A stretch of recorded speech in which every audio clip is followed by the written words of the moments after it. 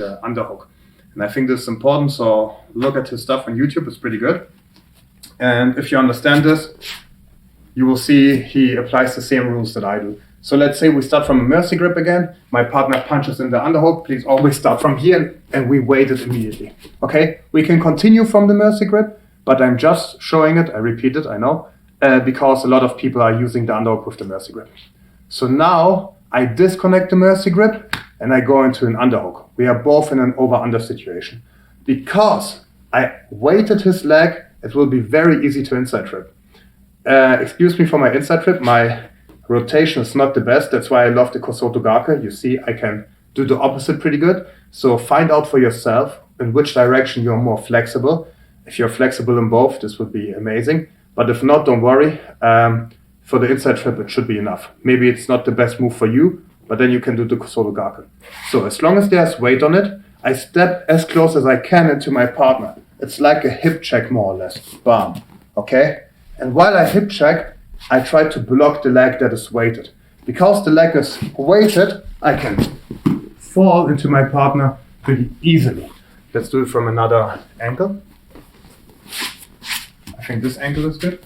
So I wait immediately on the underhook. Okay? And look, what I do is I walk into my partner, but I maintain the weight.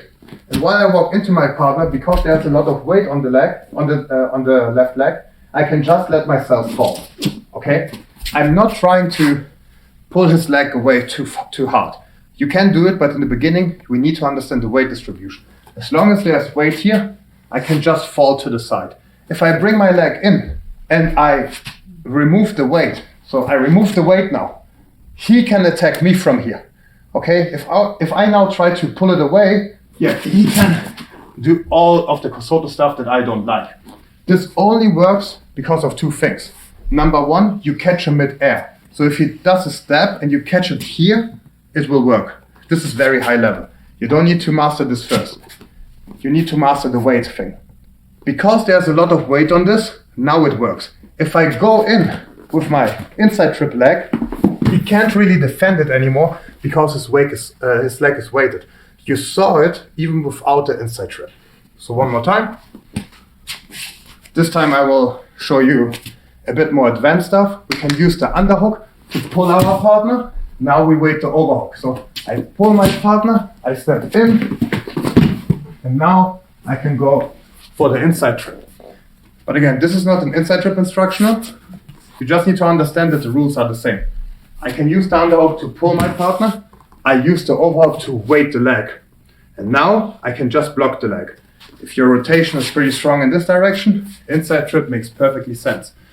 And if you have good rotation on both sides, I really recommend to you to work on the inside trip, because in my opinion, this is one of the best takedowns for Jiu-Jitsu. We are back with the Uchimata, and now we do it from the inside trip. Because you have to understand that if we do all of the things that we looked at before, and my partner is really strong in this position, for example, he understands that as long as this leg is weighted, he will get inside tripped. So the moment I try to inside trip it, he transfers the weight, exactly, and he fights against it. If I just try to inside trip him here, yeah, he will take me down. So what we like to do is to switch from the inside trip to the Uchimata. And you can do the same thing from the Uchimata. For example, you can go for the Uchimata, and then if my partner tries to bring more weight to this leg, you can go back to the inside trip. And this is not only very effective, you land in a very good pin because you have an underhook. So I will show only the Uchimata first. Because we have this hook in and we have the underhook, I can connect my chest to his chest. So now I can achieve the same thing that we did with the side heel grip. I can use the underhook and break his posture down. So now his head is lower than his hips, and now I can just jump into my partner and bring him down. And we land in a very, very strong pin. And if you combine it perfectly, the inside trip to the Uchimata, the throw is pretty strong. So I will try to not throw Linus too much, just so you see how it would look. We always start with the same scenario. We have a mercy grip, my partner gets in with the lazy underhook. I weight the lazy underhook, I go to my own underhook. We are in the over-under position. So now, for example, I can pull my partner. I go for the inside trip. He unweights the leg. He puts weight to the other side. And now I can bring my partner down and we land in a really strong pin. You saw Linus right now try to try to pose with his hand. And it feels natural, but if you really pull your partner in with the underhook, it will be very difficult to pose. So it looks something like this. If I go for the Uchimata, I feel that he's fighting it, and now I really pull him. It will be very difficult to pose. So play around with it and understand that every inside trip hook is also an Uchimata, and that every Uchimata is also an inside trip hook.